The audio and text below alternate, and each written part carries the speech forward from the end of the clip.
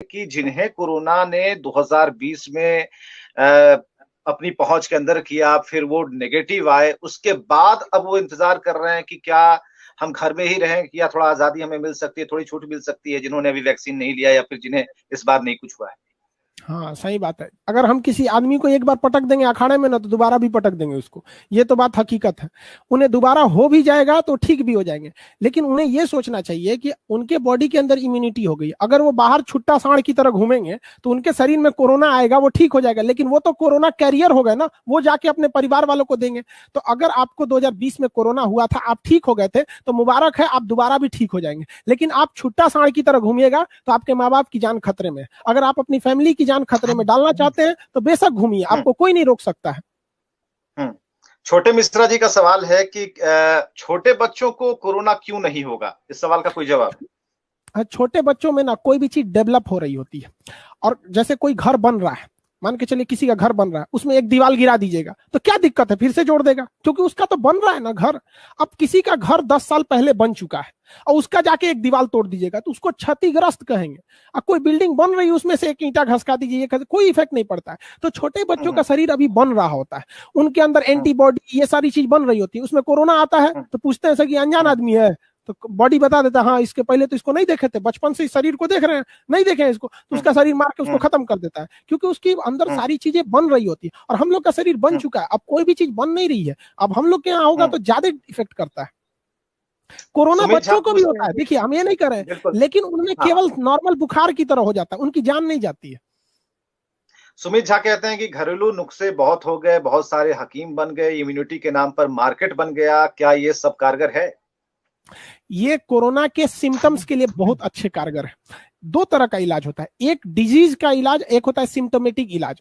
मतलब मान के चलिए हमारे पैर में, मेरा पैर टूट गया, तो मेरा इलाज ये है कि हम उसका इलाज कराएं, फ्रैक्चर उसके प्लास्टर कराएं। लेकिन उसका एक सिम्टोमेटिक इलाज है कि मेरा पैर टूटेगा तो हमें बुखार भी आएगा, हमें दर्द भी होगा।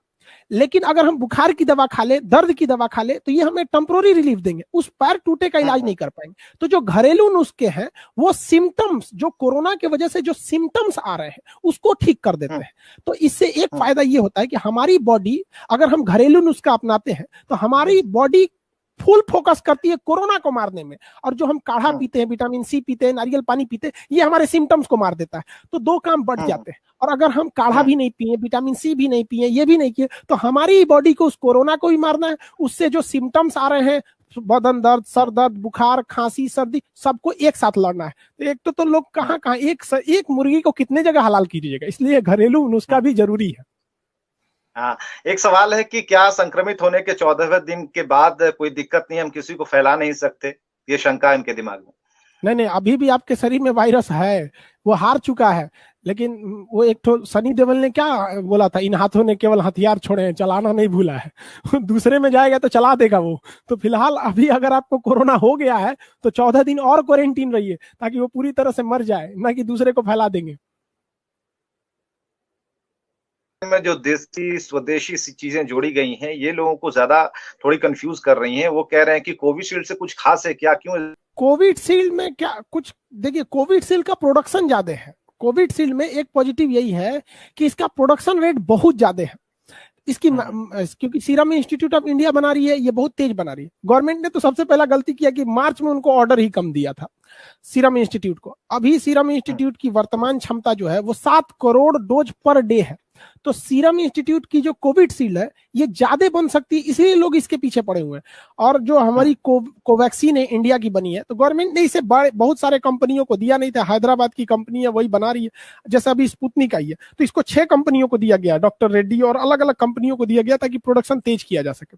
तो बस यही है कि कोविशील्ड का सप्लाई, देखिए कोविशील्ड से भी किसी को घबराने की जरूरत नहीं है। सबसे पहले तो आपको ऑप्शन ही नहीं मिलेगा, प्राइवेट में कोविशील्ड मिल रहा है, वहां जाके ले सकते हैं, लेकिन कोई दिक्कत नहीं। बस कोविशील्ड के लिए यह है कि आप कोशिश कीजिए कि 50 से 56 दिन के अंदर लें, आपकी इम्यूनिटी ज्यादा बढ़ जाएगी, फिर सारे के बराबर हो जाएगा वो। हम आपको बताते हैं कि पिछले हम बहुत दिन से 15-20 दिन से ज्यादा से हम अपने एप्लीकेशन पे एक भी क्लास नहीं ले रहे हैं। आप जान के ताज्जुब कीजिएगा कि हमको मतलब पढ़ाने में अजीब फर्स्ट टाइम ऐसा हो रहा है जब हमको हेजिटेशन हो रहा है, क्योंकि जो हम लोगों ने कमेंट सेक्शन दे रखा था, लड़का जहां से सवाल पूछता था, आज लड़का वहां क्या कहता है, सर मेरी मम्मी वेंटिलेटर पे है, प्लीज सर हाथ जोड़ रहे हैं, ऑक्सीजन इंतजाम कीजिए, सर प्लीज सर रेमडेसिविर दिला दीजिए। हमको सर पता नहीं क्यों क्लास खोलते वक्त हमको अजीब एक अंतरात्मा नहीं कहती कि हम कैसे पढ़ा सकते हैं कि लड़का सामने कमेंट कर रहा है कि सर मेरी मम्मी मर रही है, मेरा भाई मर रहा है, प्लीज सर बचा लीजिए, हाथ जोड़ता है। मतलब हम क्लास नहीं ले पा रहे हैं, लड़कों को लग रहा है कि सर क्लास नहीं ले रहे हैं।